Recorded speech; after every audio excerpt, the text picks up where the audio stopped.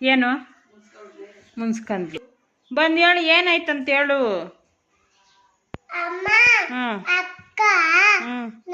Juice ಓಸ್ಕೊಂತು ಅದಕ್ಕೆ ನಾನು ಓಸ್ಕೊಂಡೆ full ಅದು ಬೇಗ ಚೆಲ್ಬಿಡ್ತು. ಓಸ್ಕೊಂಡ್ರೆ ಹೆಂಗೆ ಚೆಲ್ಲೋಗುತ್ತೆ? ಮುಚ್ಚುಳ ಹಾಕ್ತಿರೋ ಓಸ್ಕೊಂಡಿದ್ದ?